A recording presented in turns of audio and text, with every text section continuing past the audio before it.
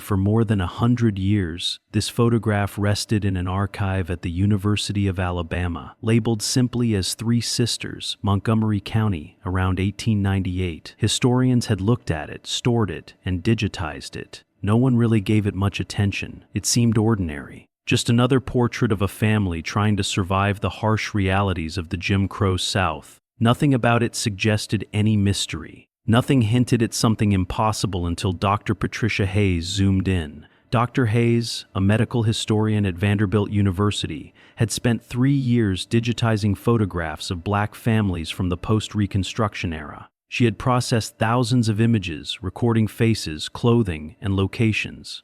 Most of the work was routine and repetitive. Then one afternoon in March 2023, she opened the file containing the three sisters. She began her usual review, checking image quality, adjusting the resolution, and then she noticed something in the youngest sister's arms that made her breath stop. The musculature was wrong. Not just strong, but impossibly dense for a 16-year-old girl living in poverty. In 1898, the definition visible, even through the fabric of her dress, looked like that of a laborer twice her age. Dr. Hayes leaned closer to her screen, her heart beating fast, and she had seen something like this before, but only in modern medical journals describing one of the rarest genetic conditions known to science, a condition that would not be identified for another 99 years. If you are interested in hidden mysteries and old photographs, hit that subscribe button and give this video a like. What we are about to reveal may change how you see history forever. The photograph was listed as item 4127 in the University of Alabama's Reconstruction-era archive. When Dr. Hayes first opened the digital file, she followed her normal steps, checking the metadata, confirming the date and place, and studying the image for any damage or fading that might affect preservation. Montgomery County, Alabama, 1898. 3 subjects, female, estimated ages 16 to 18. Rural setting, likely sharecroppers or domestic workers. She wrote her early notes and zoomed in to confirm image clarity. That is when she saw it. The youngest sister's forearms, partly visible below the 3/4 sleeves of her dress, showed muscle definition that should not have been there. Not on a teenage girl, not in 1898, not living in the crushing poverty of the post-slavery South where long-term malnutrition was common. The muscle lines were visible even in the grainy photograph, the density clear, and her shoulders were wider than her sister's, her neck thicker, her whole upper body showing physical development that did not fit the setting. Dr. Hayes had spent 15 years studying historical health conditions, reviewing thousands of photographs from this time. She knew what malnourished bodies looked like, what hard labor created, what poverty did to the human body. This was different. This was unusual in a way that made her hands shake as she adjusted the zoom. She had seen this kind of muscle structure before, but only in modern medical journals, only in case studies of a genetic condition so rare that fewer than 100 cases had been recorded worldwide. A condition that science had not even identified until 1997, nearly a century after this photograph was taken. Dr. Hayes leaned back from her computer, her thoughts racing at the impossibility of what she was seeing. She needed confirmation. She needed someone to tell her she was not imagining it. She picked up her phone and called Dr. Marcus Freeman, a geneticist at Johns Hopkins who specialized in muscle development disorders. When he answered, she did not waste time. "Marcus," she said, her voice tight with controlled excitement, "I need you to look at something and tell me if I am losing my mind." 2 days later, Dr. Marcus Freeman stood in Dr. Hayes' office at Vanderbilt, looking at the photograph on her large screen. Had flown in from Baltimore that morning, doubtful but curious. Patricia Hayes did not make careless claims. If she believed she had found something impossible, it was worth examining. The image filled the screen. Three Sisters, Alabama, 1898. Patricia zoomed in on the youngest sister, focusing on her upper body, her arms, her shoulders.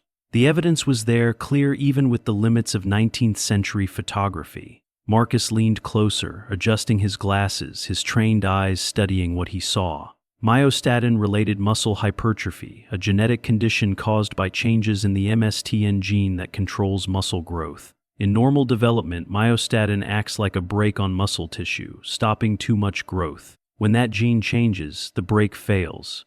Muscle grows with unusual density and size, creating a body that looks almost sculpted even without exercise or training. The condition is extremely rare. Since its discovery in 1997, fewer than 100 cases have been recorded worldwide. Most are found in infancy, when parents notice their baby is unusually muscular. The children grow into adults with much more muscle mass than average people, great strength and strong resistance to physical fatigue.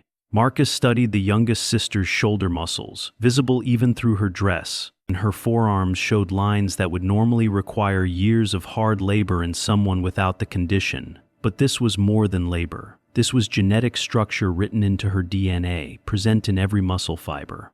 The shoulder width, Marcus said quietly, pointing at the screen. The neck thickness, the visible muscle density in the forearms. Patricia, this matches every clinical sign we use for diagnosis today. Patricia nodded, her face tense. I know, but this is 1898, Marcus continued, saying what they were both thinking. We did not identify this condition for another 99 years. There is no way anyone looking at this girl would have understood what they were seeing. Which means, Patricia said slowly, she lived her entire life with no one understanding what she was. No medical explanation, no way to explain it. Marcus sat down heavily in the chair across from her desk. We need to find out who she was. We need to know what her life was like. The back of the photograph gave their first clue. When Patricia had first recorded the image, she had photographed both sides. On the back, in careful writing faded with age, someone had written Ruby, Esther, and Grace. Montgomery County, summer 1898. 3 names, no last name, no exact location beyond the county. But it was a beginning. Patricia started with the 1900 United States Census, the closest full record to the photograph state. Montgomery County, Alabama, had a black population of nearly 30,000 in 1900. Most worked as sharecroppers, domestic servants, or laborers. Finding 3 sisters with these names in such a large population would require patience and careful searching. She spent 2 weeks going through digital census records, checking households that listed 3 daughters in the right age range. The work was slow and tiring, full of dead ends. Then on a Thursday afternoon in late March, she found them. A household led by Caroline, age 42. Job listed as laundress. 3 daughters, Ruby, age 20, Esther, age 19, Grace, age 18. No father listed. No other family members in the home. An address in the rural edge of Montgomery County near a small place called Pine Level. Patricia's hands shook as she wrote the details into her notes. Grace, the youngest sister in the photograph, age 18 in 1900, meaning she would have been 16 in 1898. Exactly as Patricia had guessed, but the census showed something else that made Patricia feel uneasy. Caroline's job, one of the hardest forms of labor for black women in the post-Reconstruction South. Carrying water, heating it over open fires, scrubbing clothes by hand, wringing them dry with bare hands, hanging them under the hot Alabama sun, then ironing them with heavy irons heated on wood stoves. It was work that destroyed the body, and most laundresses did not live past 50, their backs damaged, their hands worn, their lives shaped by constant physical strain. Patricia thought about Grace, standing in that photograph with her impossible strength.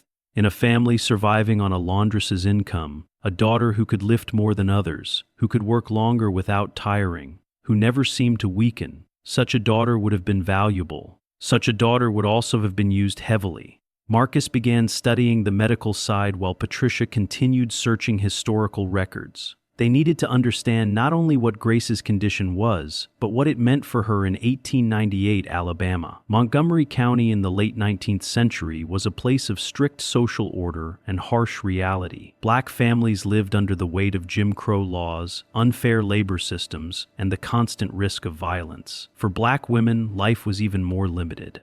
They worked as domestic workers, laundresses, and field laborers, jobs that paid very little and demanded everything. Patricia found records showing Caroline, the girl's mother, had been born into slavery in 1858. She was 9 years old when freedom came.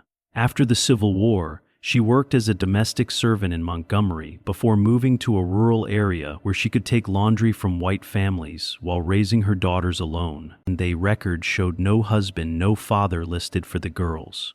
The work of a laundress was exhausting. Patricia found reports from the time describing the damage it caused: constant back pain, arthritis in the hands, breathing problems from smoke and steam, burns from hot irons. Some laundresses worked alone. Others used their daughters once they were old enough to help carry water and handle heavy wet clothes. Marcus explained what Grace's condition meant physically. Myostatin deficiency does not just increase muscle mass. It changes metabolism, bone strength, and endurance. People with it usually have very low body fat, strong bones that rarely break, and bodies that can handle long periods of hard work without tiring. For Grace, living in rural Alabama in 1898, these traits would have been both helpful and harmful. Helpful because they allowed her to do work that could support her family. Harmful because they made her stand out in a society that did not accept difference. "Think about this," Marcus said during one of their calls. Grace could have done the work of 2 or 3 people. She could carry water, lift heavy loads, work long hours that would exhaust others. And in a family struggling to survive, that ability would have been impossible to ignore. Patricia understood. Grace's strength was not a gift.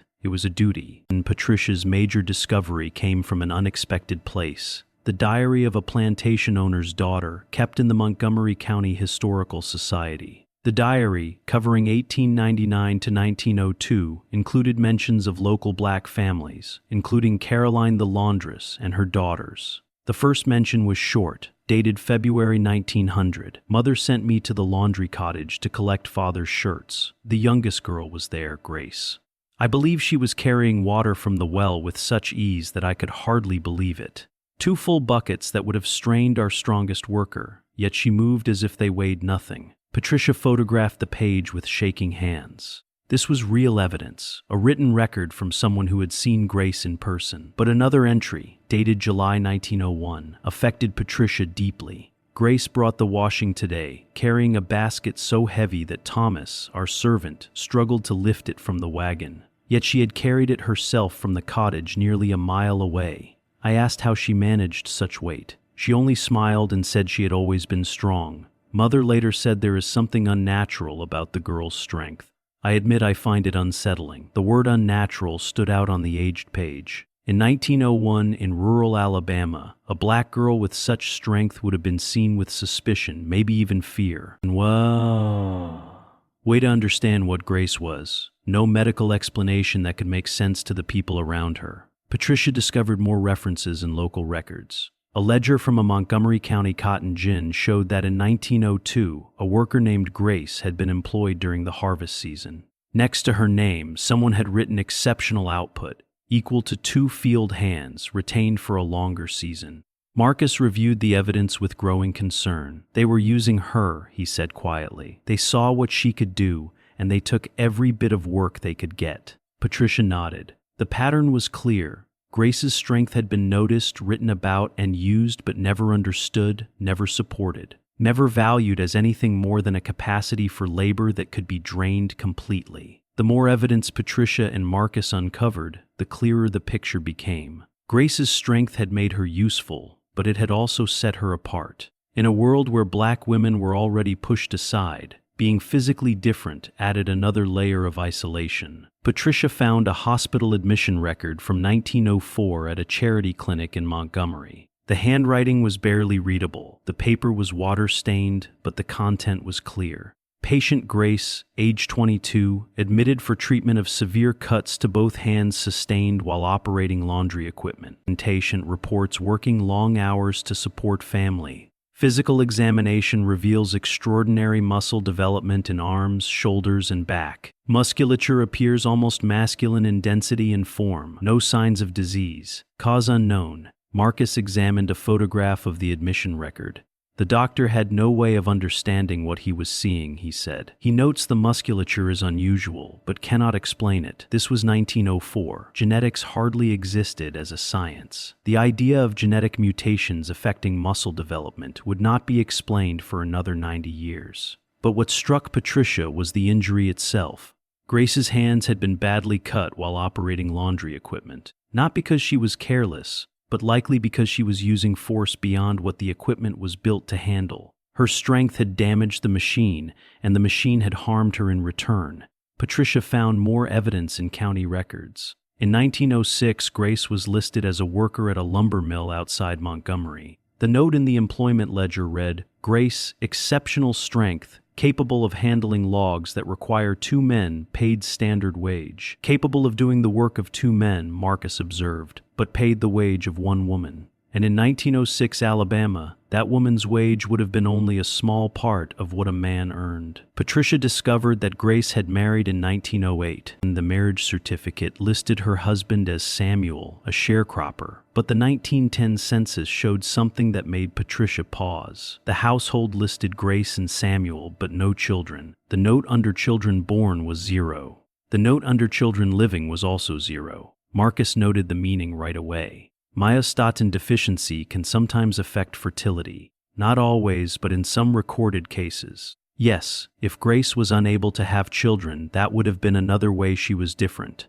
Another way she did not fit the expected role for a woman in that time and place. After 1910, the documentary trail went cold. Patricia searched through census records, death certificates, property records, church lists. Nothing. Grace seemed to disappear from the historical record completely. This was not uncommon for black women in rural Alabama, especially those who did not own property, did not have children, and did not leave behind anything seen as worth saving. But for Patricia, the absence felt personal. She had spent 6 months following Grace's life through scattered evidence. The thought of losing her to history was unbearable. She expanded her search, posting inquiries on genealogical forums and reaching out to local historical groups across Alabama, contacted descendants of families who had lived in Montgomery County during that time, asking if anyone remembered stories about a woman named Grace who had unusual strength. For weeks, nothing. Then in late September 2023, Patricia received an email from a woman named Lorraine Mitchell, a retired school teacher in Birmingham.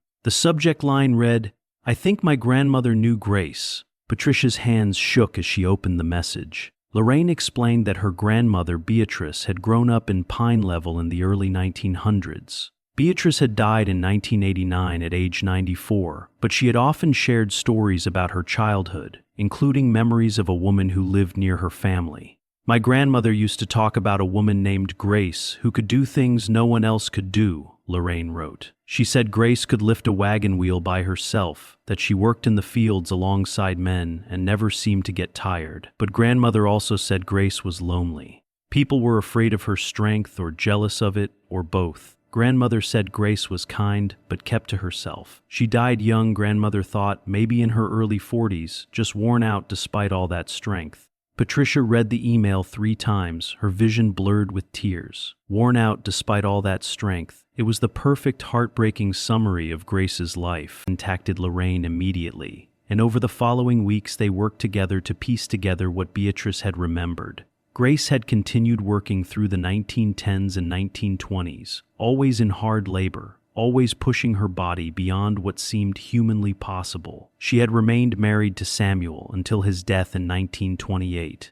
After that, the memories became unclear. As Patricia and Marcus put together Grace's story, another pattern appeared, one that changed how they saw her entire life. Grace's strength had not just supported her, it had saved her whole family. Patricia traced the lives of Grace's mother and sisters through census records, city directories, and church lists. Caroline, the mother, lived to age 68, very old for a laundress in that era. Most women in her line of work died by 50, their bodies worn down by constant labor. But Caroline had survived, and the records suggested why. By 1905, Caroline was no longer listed as a laundress. Her occupation had changed to keeping house, which usually meant she had retired or slowed down. Patricia found property records showing that Caroline owned the small house where she lived, something unusual for a black woman in rural Alabama at that time.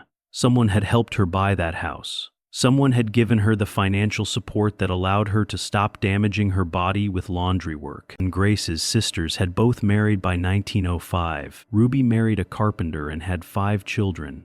Esther married a teacher and had 4 children. Both families appeared in census records through the 1920s and later, building homes, raising children, creating futures. Patricia showed Marcus the pattern. "Look at the timeline," she said. Caroline stops working as a laundress in 1905. The sisters marry around the same time. Both build stable households. And Grace is listed as a mill worker in 1906, a field laborer in 1908, a lumber worker in 1912. She never stops. Marcus understood right away. Grace was supporting all of them. Her wages, her labor. She was the foundation that allowed her mother to retire and her sisters to marry men who were not wealthy. Patricia found more proof. Tax records from Montgomery County showed small but steady payments on Caroline's property through 1920. The payments came from an account listed under Grace's name. She had been paying her mother's taxes, keeping the house that gave Caroline safety in her old age.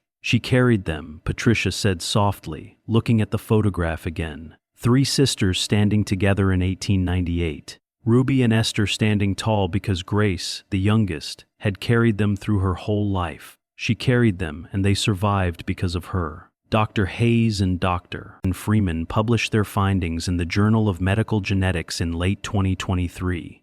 The paper, titled Historical Evidence of Myostatin-Related Muscle Hypertrophy in a Photograph from 1898, presented the photograph, the historical research, and the medical analysis that supported their conclusion. The paper made international headlines. Medical researchers were fascinated by the idea of identifying genetic conditions in historical photographs. Historians were drawn to the insight into the lives of Black women in the post-Reconstruction South. Geneticists wanted to know if there were living descendants who might carry the same mutation. But for Patricia, the meaning went deeper than academic recognition. Grace's photograph had been sitting in an archive for 125 years, overlooked and ordinary. Now, people around the world were seeing her, truly seeing her, and understanding that her life had been extraordinary. Grace had lived in a time and place that gave her no recognition, no support, no understanding of what her body could do or what it needed. She had been strong in a world that punished strength in Black women, that used their labor and gave little in return. She had carried burdens that would have broken others, and she had done it in silence because that was what survival required. Marcus noted something else in their follow-up research. Historical records show that Grace had helped her family survive. Her mother, Caroline, lived to age 68, very old for a laundress in that era. Her sisters both married and had children, building families that continued for generations. Grace's strength had bought them time, safety, and survival. She was the reason they made it, Marcus said simply. Without her, that family does not survive the turn of the century. She was their foundation. Patricia thought about that photograph again. 3 sisters standing in front of a White House in Alabama in 1898. Ruby and Esther standing tall because Grace had carried them through. The discovery changed how Patricia understood the photograph.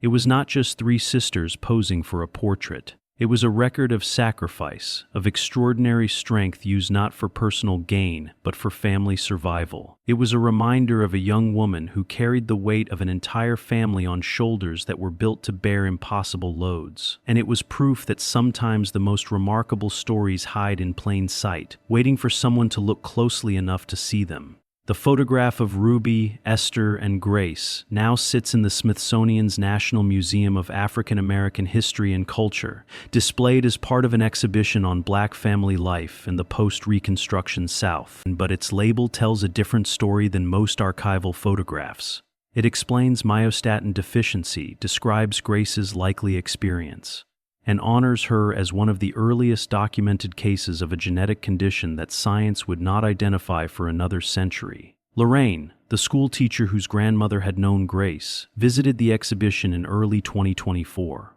She stood in front of the photograph for nearly an hour, studying the face of the youngest sister. Later, she told Patricia that seeing Grace honored in this way felt like closing a circle. "My grandmother said Grace never complained, never spoke about how hard her life was," Lorraine said. "She just worked and helped and kept going. I am glad people finally understand what that meant. I am glad she is not invisible anymore." Patricia returned to that photograph often in the months after publication. Each time she noticed something new, the way Grace's hand rested gently near her sister's shoulder, the slight tilt of her head that suggested both strength and kindness, the eyes that looked directly at the camera with an expression that could be read as defiance or simply presence. Grace had lived 30-something years in a world that had no language for what she was, no way to understand her body, no way to honor her strength except to use it. She had survived by working harder than anyone thought possible, and she had paid the price with her health, her relationships, and in the end, her life. But she had also left something behind. Not children, not property, not written words, but a photograph. One image captured in a quiet moment in the summer of 1898 that would eventually tell the world who she was. Dr. Hayes often thinks about the odds. What were the chances that this one photograph would survive, that it would end up in an archive Patricia happened to be working on, that Patricia would zoom in at just the right moment and see what no one else had noticed? Maybe it was not chance, Marcus suggested once. Maybe Grace wanted to be seen. Maybe that is why they paid for that photograph, even though it cost money they did not have, because on some level they knew this moment mattered. Patricia does not know if she believes that, but she knows this. Grace stood in front of that camera in 1898 in rural Alabama, in the heart of Jim Crow America, and she allowed herself to be captured exactly as she was, strong, different, unbreakable. And 125 years later, the world finally looked closely enough to see. Please subscribe my YouTube channel.